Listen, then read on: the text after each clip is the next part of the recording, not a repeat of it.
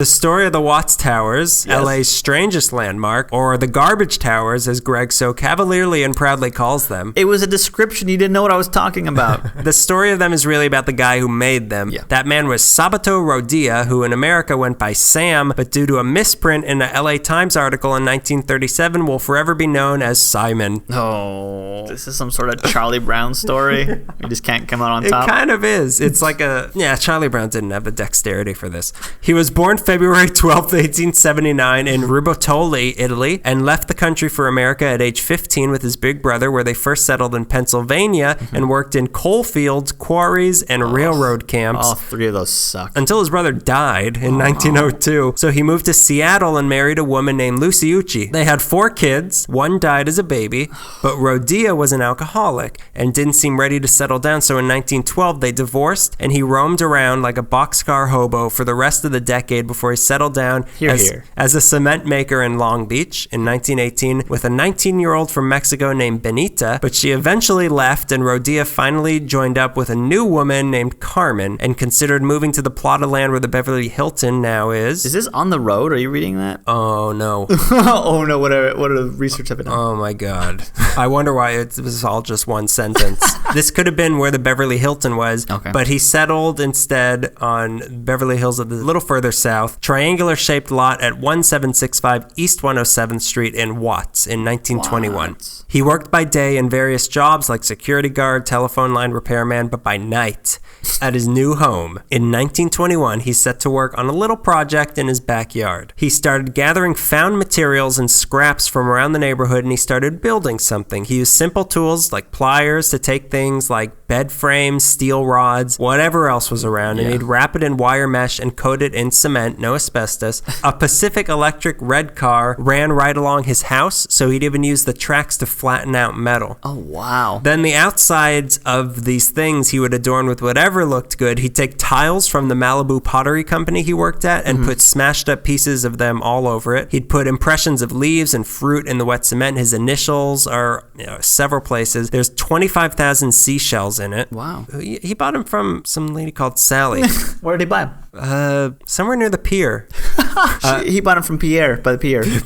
Pierre by the pier. Local kids, including a young Charles Mingus. They would bring empty 7-Up and Canada Dry bottles they found to him, so there's tons of those in there to help him out. Broken dishes, kitchen utensils, it's all in there. There's over 70,000 items stuck into that cement. He never stopped building it until 1955, and it consists of... 30 years. Yeah, because it wasn't... He was just doing it. I'm just doing this. Yeah, compulsively. And it consists of 17 structures, the most prominent of which being the 2 tallest spires, which are 99.5 feet tall, that he used a window washer's harness to get up to build. It's important to remember that Rodia built this whole thing with his own hands all alone, and he called it Nuestro Pueblo. At the time, Watts was a pretty diverse area with white, black, and Latino people all living together, but Rodia was the only Italian around, and he seems to have missed Italy because the entire structure is in the outline of a boat with wave designs on it, and it's pointed in the direction of Italy. In Nola, a town near where Rodia was from, they even have a Festa dei Gigli every year where they make these huge towers that are marched around that look a lot like the ones in Watts. But life wasn't all great for Rodia in Watts. It wasn't before that Not either. for many people. Yeah. He was a respectable member of the community. He'd regularly go to meetings of the Italian American Society downtown, known dislikers of us.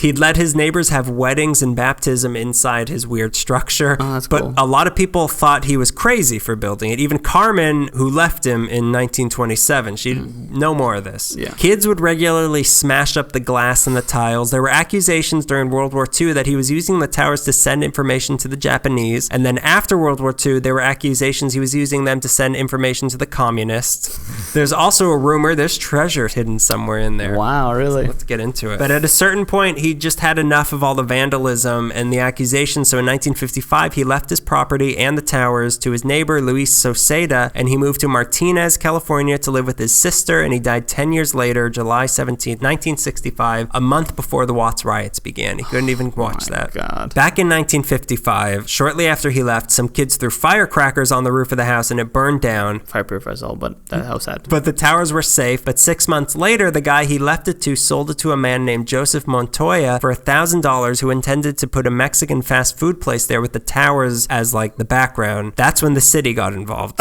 With a potential restaurant coming onto the property, the city decided that the towers were a safety hazard and had to be demolished. Yeah. The head of building and safety even said, "Personally, I think this is the biggest pile of junk outside a junkyard I have ever seen." Always wise. It's poetic. When word of this spread in 1959, a couple movie makers named Nicholas King and William Cartwright, who were fans of the towers after seeing a short documentary made of them in 1952, they bought the land from Montoya for $3,000 and negotiated with the city that if the towers could survive a stress test, they would let them stand. The city agreed, and the test was on. They stressed it out. Who's going to pay all these bills? King and Cartwright formed the Committee for Simon Rodia's towers in Watts, and they got an aerospace engineer named N.J. Goldstone to devise the test. On October 10th, 1959, 1,000 people showed up to watch as a stress load of 10,000 pounds was put on it by being pulled by a crane. The very same crane.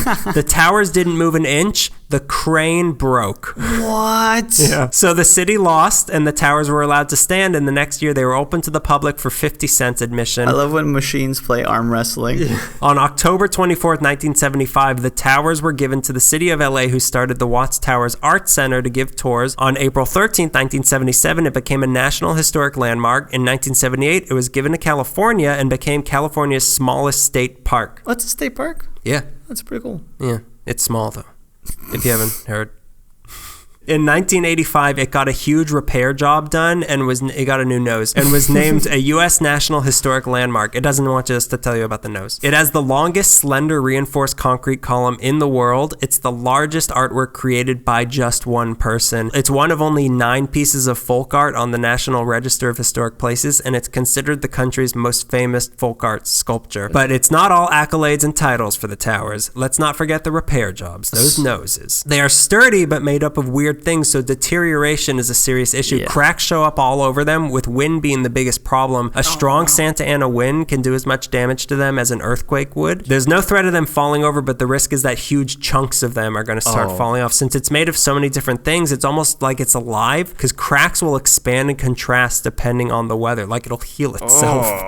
They also they bend towards the sun as it moves through the sky every day, like a plant. Like Really? it moves, like I think the most it moves is a full inch. This flexibility is what helped them survive the 1994 earthquake. They've done a lot of repairs over the years, but most of them have been short term. Part of the problem is that the towers don't get much funding because no one really goes to visit them. Only around 45,000 people a year. Most of those people being from other countries, because most locals are too scared to go down there, which is a shame. It's been referred to as an international icon, but a local blind spot. Things hit a low in 2011 when budget cuts forced them to let go of 3 of the tower's maintenance workers. This forced them to let the Michael Govan run LACMA to intervene. They paired up with them, and LACMA was able to secure $500,000 to help preserve the towers. This includes not only a conservation scientist from LACMA and 4 other full-time people checking in on the towers every day using monitoring systems, but also to try to encourage more people to go down there and see them. It sounds like a good thing, but some of the people who have been running the Watts Towers for a while are skeptical of what LACMA's ultimate motives are here, because after the riots, the towers took on a special significance for the people of Watts, and it's been a fixture there for years. People riding on the red car every day, they saw it being built. Like they go by every day, they saw like, oh, what is this weirdo doing now? It's sending messages to what country? And since they managed to survive the riots intact, they became a symbol of hope and resilience and local pride. That's something locals want to keep as their own and not have it co-opted by LACMA for a much richer part of town. The towers and the attached Watts Towers Art Center, which provides a lot of classes for the community, became the focal point of rebuilding after the riots. There's even a timeline on the ground around it that shows the history of Watts. But just like nobody really cared about them because they were just a weird thing this guy made in his backyard, they weren't seen as art until the city threatened to tear them down. Rodia never considered himself an artist. He was just a guy who wanted to do something, but now he's considered to be California's Gaudi, or however, Gaudi. He's also on the Sgt. Pepper cover. He is? Yeah, he's next to Bob Dylan. Other than the towers, he didn't really do any other art. Like, he helped build UC Berkeley, which is, it's kind of art. He decorated someone's fireplace in Los Feliz and made a tower in someone's yard in Malibu, and he put some stuff around his sister's garden up north. He left some stuff in his backyard in Long Beach, but that stuff got torn down in 1961. He didn't really care about the towers after he left them. It seems more like a compulsive act. Well, here's the thing. He said it was a good way to help him stop drinking. Like, he kept himself, like, I'm not not going to drink. I'm going to do this instead. And he said that he had in mind to do something big, and I did it. Just wanted to do it. That's pretty cool. This year is the 95th anniversary of the towers being started. In the last weekend of September, they have the Simon Rodia Watts Towers Jazz Festival, which is the oldest jazz festival in LA, and they also have the Day of the Drum Festival. Towers are open for tours Thursday through Saturday, 10:30 to 3, and Sunday, 12:30 to 3, but not during rainy days. Go see them.